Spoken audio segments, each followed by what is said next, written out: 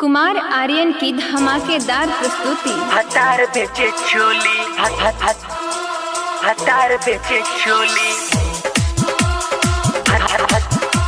हतार बेचे चोली। मिक्स बाय रिपल स्टूडियो, अलोनी गरखा।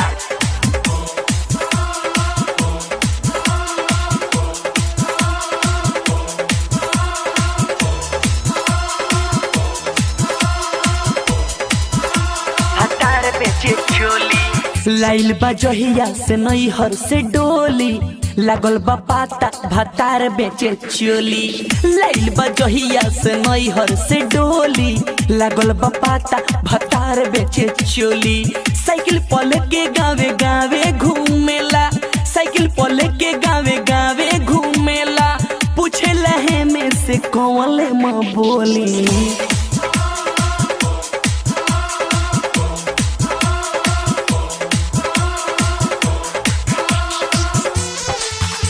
हतार बेचे चोली।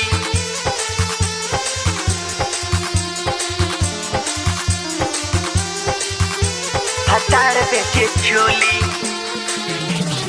अरुण बाबू, अरुण बाबू,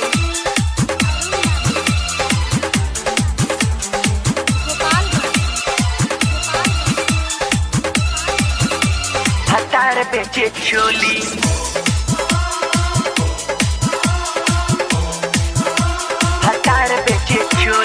कोहेला के चोली हो हर एक माल 10 के, कोहेला के चोली हो हर एक माल 10 के। पेन्हला पर जो बना के दाबे बड़ी कस के। किने ले लईकी तो बोले मीठी बोली, लागल बा पाता भतार बेचे चोली। साइकिल पर लेके गावे गावे घूमेला, साइकिल पर लेके गावे गावे घूमेला। पूछे लहे में से कौन माँ बोली,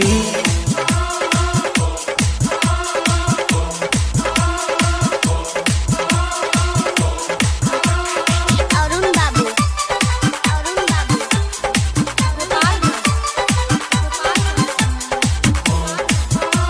हतार बेचे चोली।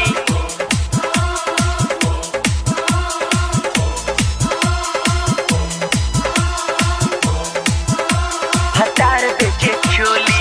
अगुआ विकास दिले बाटे हमके दर,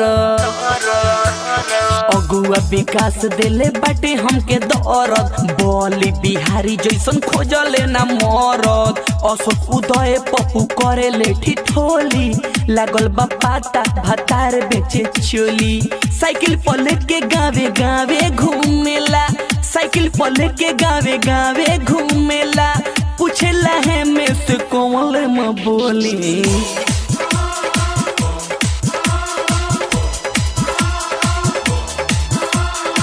लाइल बा जहिया से नैहर से डोली, लागल बा पाता भतार बेचे चोली।